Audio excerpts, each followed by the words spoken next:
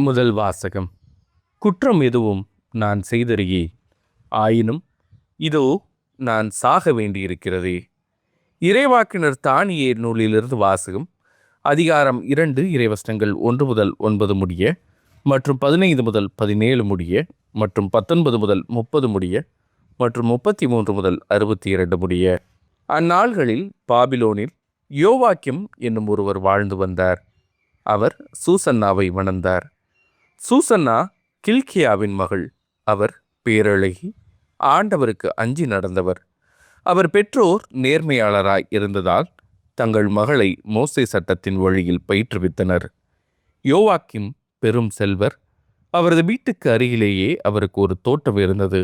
யூதர்கள் அவரிடம் வருவது வழக்கம். ஏனெனில் மற்ற எல்லாரையும் விட அவர் மிகவும் மதிக்க பெற்றார். அக்காலத்தில் மக்களுள் முதியோர் இருவர் நடுவராய் நியமிக்கப்பட்டனர். இவர்களை பற்றியே ஆண்டவர், நடுவர்களாய் இருந்து மக்களை வழிநடத்த வேண்டிய மூப்பர்கள் வாயிலாக பாபிலோனினின்று ஒழுக்கக்கேடு வந்துட்டது என்று சொல்லியிருந்தார். இவர்கள் யோவாக்கிம் வீட்டில் நெடுநேரம் இருப்பது வழக்கம். வழக்குடையோர் அனைவரும் இவர்களை அணுகுவதுண்டு. நண்பகல் வேளையில் மக்கள் சென்ற பின் சூசன்னா தம் கணவரின் தோட்டத்திற்குள் சென்று உலாவுவார். அவர் நாள்தோறும் அங்கு சென்று உலாவுவதை பார்த்து வந்த அந்த முதியோர் இருவரும் அவரை காமுறத் தொடங்கினர். இதனால் அவர்கள் தங்கள் மனத்தை தகாத வழியில் செலவிட்டார்கள். விண்ணக இறைவனை நினையாதவாறும் நீதி தீர்ப்புகளை கருதாதவாறும் அவர்கள் நெறிமாறிச் சென்றார்கள். அதற்கு ஏற்றதொரு நாளை அவர்கள் எதிர்நோக்கியிருந்தார்கள். ஒரு நாள் சூசன்னா வழக்கம் போல 2 பணிப்பெண்களோடு மட்டும் தோட்டத்தினுள் நுழைந்து குளிக்க விரும்பினார். ஏனெனில் அன்று வெயில் கடுமையாக இருந்தது. அந்த முதியோர் இருவரை தவிர வேறு யாரும் அங்கு இல்லை. அவர்களோ ஒளிந்திருந்து சூசன்னாவை கவனித்துக் கொண்டிருந்தார்கள். சூசன்னா பணிப்பெண்களிடம், நான் குளிக்க எண்ணெயும் நறுமணப் பொருள்களும் கொண்டு வாருங்கள், பிறகு தோட்டத்தின் வாயில்களை மூடிவிடுங்கள் என்று சொன்னார். பணிப்பெண்கள் வெளியேறியதும் முதியோர் இருவரும் எழுந்து சூசன்னாவிடம் ஓடோடிச் சென்றனர். அவரை நோக்கி, இதோ தோட்டத்தின் வாயில்கள் மூடப்பட்டுள்ளன, யாரும் நம்மை பார்க்க முடியாது. நாங்கள் உன்மேல் வேட்கை கொண்டுள்ளோம். எனவே நீ எங்களுக்கு இணங்கி எங்களோடு படு. இல்லாவிடில் ஓர் இளைஞன் உன்னோடு இருந்தான் என்றும் அதற்காகவே நீ பணிப்பெண்களை வெளியே அனுப்பிவிட்டாய் என்றும் உனக்கு எதிராக நாங்கள் சான்று கூறுவோம் என்றார்கள். சூசன்னா பெருமூச்சு விட்டு, நான் பெரும் சிக்கலில் மாட்டிக்கொண்டேன். நான் உங்களுக்கு இணங்கினால் எனக்கு கிடைப்பது சாவு. இணங்காவிட்டால் நான் உங்களிடமிருந்து தப்ப முடியாது. ஆனால் ஆண்டவர் முன்னிலையில் பாவம் செய்வதை விட அதை செய்யாமல் உங்களிடம் மாட்டிக்கொள்வதே மேல் என்றார். பின் சூசன்னா உரத்த குரலில் கத்தினார். உடனே முதியோர் இருவரும் அவருக்கு எதிராக கூச்சலிட்டனர். அவர்களுள் ஒருவர் ஓடிப்போய் தோட்டத்து கதவுகளை திறந்தார். தோட்டத்தில் கூச்சல் கேட்டதும் சூசன்னாவுக்கு என்ன நிகழ்ந்ததோ என்று அறிய அவர் வீட்டில் இருந்தோர் ஓரக்கதவு வழியே ஓடி வந்தனர்.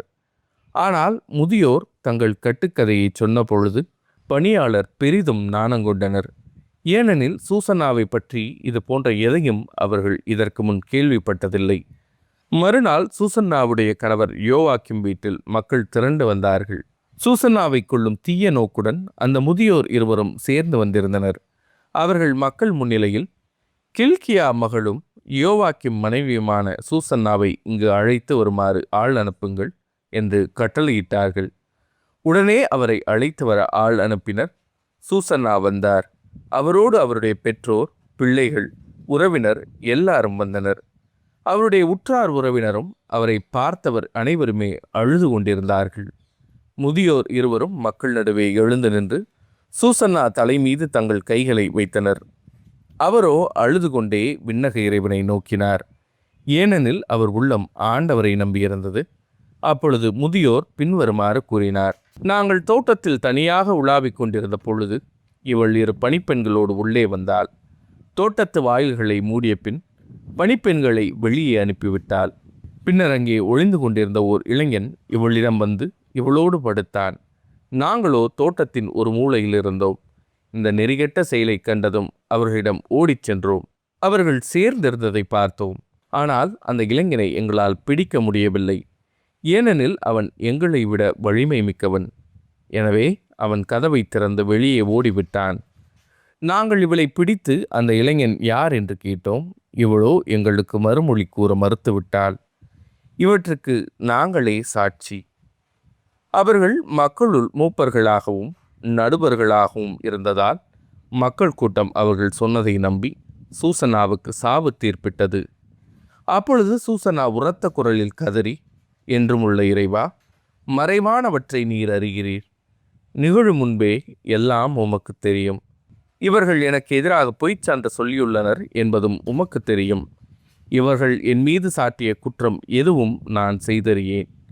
ஆயினும் இதோ நான் சாக வேண்டியிருக்கிறதே என்று சொன்னார். ஆண்டவர் சூசன்னாவுடைய கூக்குரலுக்கு செவிசாய்த்தார். கொல்லப்படுமாறு அவர் நடத்தி செல்லப்பட்ட பொழுது தானியேல் என்னும் பெயருடைய இளைஞரிடம் தூய ஆவியை கடவுள் தூண்டிவிட்டார். தானியேல் உரத்த குரலில், இவருடைய இரத்தப்பழியில் எனக்கு பங்கில்லை என்று கத்தினார். மக்கள் அனைவரும் அவர் பால் திரும்பி, நீர் என்ன சொல்கிறீர் என்று விரும்பினர். அவரோ அவர்கள் நடுவே நின்று கொண்டு பின்வருமாறு சொன்னார். இஸ்ரேல் மக்களே, வழக்கை ஆராயாமலும் உண்மையை அறிந்து கொள்ளாமலும் இஸ்ரேல் மகள் ஒருத்தியை தீர்ப்பிட துணிந்து விட்டீர்களே. அந்த அளவுக்கு நீங்கள் அறிவிலிகளா? நீதி வழங்கும் இடத்திற்கு திரும்பி போங்கள். இம்மனிதர்கள் இவருக்கு எதிராக பொய்ச்சான்று சொல்லியிருக்கிறார்கள் என்றார்.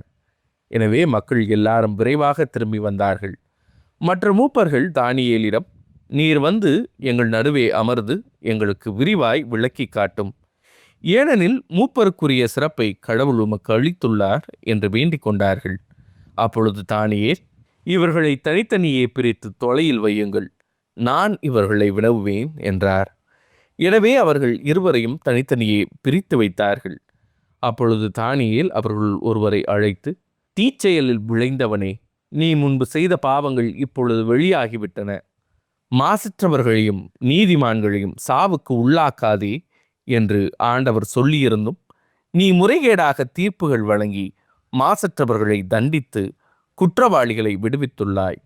இதோ நீ உண்மையிலேயே சூசனாவை பார்த்திருந்தால் எந்த மரத்தடியில் அவர்கள் கூடியிருக்க கண்டாய் சொல் என்று கேட்டார். அதற்கு அவர், விழா மரத்தடியில் என்றார். அதற்கு தானியேல், நீ நன்றாக பொய் சொல்கிறாய். அது உன் தலைமேலேயே விழும். ஏனெனில் கடவுளின் தூதர் ஏற்கனவே இறைவனிடமிருந்து தீர்ப்பை பெற்றுவிட்டார். அவர் உன்னை இரண்டாக வெட்டி பிளப்பார் என்றார். பின் அவரை அனுப்பிவிட்டு மற்றவரை தம்மிடம் அழைத்து வருமாறு பணித்தார். அவரை நோக்கி, நீ யூதாவுக்கல்ல கானானுக்கு பிறந்தவன். அழகு உன்னை மயக்கிவிட்டது, காமம் உன்னை நெறிதவரச் செய்துவிட்டது. நீங்கள் இருவரும் இஸ்ரேல் மகளிரை இவ்வாறே நடத்தி வந்திருக்கிறீர்கள். அவர்களும் அச்சத்தால் உங்களுக்கு இணங்கி வந்திருக்கிறார்கள். ஆனால் யூதாவின் மகளாகிய இவரால் உங்கள் தீச்செயலை பொறுத்து கொள்ள முடியவில்லை. இதோ எந்த மரத்தடியில் சேர்ந்திருக்கும் பொழுது நீ இவர்களை பிடித்தாய் சொல் என்றார். அவரோ கருவாளி மரத்தடியில் என்றார். தானியேல் அவரிடம், நீயும் நன்றாக பொய் சொல்கிறாய். அது உன் தலைமேலேயே விழும். ஏனெனில் உன்னை இருக்கூறாக வெட்டவும் இவ்வாறு உங்கள் இருவரையும் அழித்தொழிக்கவும் கடவுளின் தூதர் வாளுடன் காத்து கொண்டிருக்கிறார் என்றார். உடனே மக்கள் கூட்டம் முழுவதும் உரத்த குரல் எழுப்பி தம்மில் நம்பிக்கை வைப்போருக்கு மீட்பளிக்கும் கடவுளை போற்றியது. அவர்கள் அந்த முதியோர் இருவருக்கும் எதிராக எழுந்தார்கள். ஏனெனில் அவர்கள் பொய்ச்சான்று சொன்னதை அவர்கள் வாய்மொழியாகவே தானியேல் மெய்ப்பித்திருந்தார். அம்முதியோர் பிறருக்கு செய்ய இருந்த தீங்கை அவர்களுக்கே மக்கள் செய்தார்கள். மோசே சட்டப்படி அவர்களை கொன்றார்கள். இவ்வாறு மாசற்ற சூசன்னா அன்று காப்பாற்றப்பட்டார். இது ஆண்டவரின் அருள் வாக்கு. இறைவா உமக்கு நன்றி. பதிலுரை பாடல். இருள் சூழ் பள்ளத்தாக்கில் நான் நடக்க நேர்ந்தாலும் நான் எதற்கும் அஞ்சினேன். ஆண்டவரே என் நாயர், எனக்கேதும் குறையில்லை. பசும்புல்வெளி மீது என்னை அவர் இளைப்பாரச் செய்வார். அமைதியான நீர்நிலைகளுக்கு என்னை அழைத்துச் செல்வார். அவர் எனக்கு புத்துயிர் அளிப்பார். இருள் சூழ் பள்ளத்தாக்கில் நடக்க நேர்ந்தாலும் நான் எதற்கும் அஞ்சினேன். தம் பெயர்க்கேற்ப என்னை நீதி வழி நடத்திடுவார். மேலும் சாவின் இருள் சூழ் பள்ளத்தாக்கில் நான் நடக்க நேர்ந்தாலும் நீர் என்னோடு இருப்பதால் எத்திங்கிற்கும் அஞ்சினேன். கோலும் நெடுங்கழியும் என்னை தேற்றும். இருள் சூழ் பள்ளத்தாக்கில் நடக்க நேர்ந்தாலும் நான் எதற்கும் அஞ்சினேன். என்னுடைய எதிரிகளின் கண்முன்னே எனக்கு ஒரு விருந்தினை ஏற்பாடு செய்கின்றீர். என் தலையில் நறுமண தைலம் பூசுகின்றீர். எனது பாத்திரம் நிரம்பி வழிகின்றது. இருள் சூழ் பள்ளத்தாக்கில் நடக்க நேர்ந்தாலும் நான் எதற்கும் அஞ்சினேன். உண்மையாகவே என் வாழ்நாள் எல்லாம் அருள் நலமும் பேரன்பும் என்னை புடைசூழ்ந்து வரும். நானும் ஆண்டவரின் இல்லத்தில் நெடுநாள் வாழ்ந்திருப்பேன். இருள் சூழ் பள்ளத்தாக்கில் நடக்க நேர்ந்தாலும் நான் எதற்கும் அஞ்சினேன். நற்செய்திக்கு முன் வசனம். தீயோர் சாக வேண்டும் என்பது என் விருப்பமன்று, ஆனால் அத்தீயோர் தம் வழிகளினின்று திரும்பி வாழ வேண்டும் என்பதே என் விருப்பம் என்கிறார் ஆண்டவர். நற்செய்தி வாசகம். உங்களுள் பாவம் இல்லாதவர் முதலில் இப்பெண் மேல் கல் எறியட்டும். யோவான் எழுதிய தூய நற்செய்தியிலிருந்து வாசகம். அதிகாரம் 8 இறைவசனங்கள் 1 முதல் 11 முடிய. அக்காலத்தில் இயேசு ஒலிவமலைக்கு சென்றார். பொழுது விடிந்ததும் அவர் மீண்டும் கோவிலுக்கு வந்தார். அப்போது மக்கள் அனைவரும் அவரிடம் வந்தனர். அவரும் அங்கு அமர்ந்து அவர்களுக்கு கற்பித்தார். மறைநூல் அறிஞரும் பரிசேயரும் விபச்சாரத்தில் பிடிபட்ட ஒரு பெண்ணை கூட்டிக் கொண்டு வந்து நடுவில் நிறுத்தி, போதகரே, இப்பெண் விபச்சாரத்தில் கையும் மெய்யுமாக பிடிபட்டவள். இப்படிப்பட்டவர்களை கல்லால் எறிந்து கொள்ள வேண்டும் என்பது மோசே நமக்கு கொடுத்த திருச்சட்டத்தில் உள்ள கட்டளை. நீர் என்ன சொல்கிறீர் என்று கேட்டனர். அவர் மேல் குற்றம் சுமத்த ஏதாவது வேண்டும் என்பதற்காக அவர்கள் இவ்வாறு கேட்டு சோதித்தார்கள். இயேசு குனிந்து விரலால் தரையில் எழுதி கொண்டிருந்தார். ஆனால் அவர்கள் அவரை விடாமல் கேட்டு கொண்டிருந்ததால் அவர் நிமிர்ந்து பார்த்து, உங்களுள் பாவம் இல்லாதவர் முதலில் இப்பெண் மேல் கல்லெறியட்டும் என்று அவர்களிடம் கூறினார். மீண்டும் குனிந்து தரையில் எழுதி கொண்டிருந்தார். அவர் சொன்னதை கேட்டதும் முதியோர் தொடங்கி ஒருவர் பின் ஒருவராக அவர்கள் யாவரும் அங்கிருந்து சென்று விட்டார்கள். இறுதியாக இயேசு மட்டுமே அங்கு இருந்தார். அப்பெண்ணும் அங்கேயே நின்று கொண்டிருந்தார். இயேசு நிமிர்ந்து பார்த்து, அம்மா, அவர்கள் எங்கே? நீர் குற்றவாளி என்று எவரும் தீர்ப்பிடவில்லையா என்று கேட்டார். அவர், இல்லை ஐயா என்றார். இயேசு அவரிடம், நானும் தீர்ப்பு அளிக்கவில்லை, நீர் போகலாம், இனி பாவம் செய்யாதீர் என்றார். இது ஆண்டவரின் அருள்வாக்கு. கிறிஸ்துவே, உமக்கு புகழ். இறையேசுவில் மிகவும் அருமையான சகோதர சகோதரிகளே, உயிர்ப்பு ஞாயிறின் கொண்டாட்டத்தின் அருகில் வந்திருக்கின்றோம். தவக்காலத்தின் மொத்தமான நற்செயல்கள், பகிர்ந்தளித்தல், மன்னித்தல் ஆகிய அனைத்திலும் நாம் பலன் பெற்றவர்களாக இருக்கின்றோமா, பலன் பெறுவோமா என்ற சிந்தனைகளில் ஆழ்ந்திருக்க இன்றைய வாசகங்கள் நமக்கு மிக உறுதுணையாக அமைகின்றன. புரணி பேசுதல் அப்படிங்கிறது பெரிய பெரிய ஒரு பிரச்சனை. ஆனாலும் இன்றைய முதல் வாசகமும் இன்னும் குறிப்பாக நற்செய்தி வாசகத்தையும் நாம் புரிந்து கொள்ள யூதர்களின் கலாச்சாரங்களை நாம் சிறிது அறிந்து வைத்திருத்தல் மிக மிக அவசியம். குறிப்பாக இந்த நற்செய்தியை, இன்றைய நற்செய்தியில் நாம் கற்றுக்கொள்ள வேண்டிய பெரும் காரியம் என்ன அப்படின்னாக்க, கிறிஸ்மஸை ஞாபகப்படுத்து, கிறிஸ்து பிறப்பின் பெருவிழாவை ஞாபகப்படுத்தக்கூடிய சில காரியங்கள் இதில் அமைஞ்சிருக்கு. கிறிஸ்மஸுக்கு மட்டும் இல்லை, அந்த காலத்தில் மட்டும் நம்ம சொல்லக்கூடிய ஒரு பெயர், இயேசுக்குள்ள ஒரு பெயர், இயேசுவை அழைக்கக்கூடிய ஒரு பெயர் இம்மானுவல். எம்மானுவல் என்றால் கடவுள் நம்மோடு என்பது பொருள்.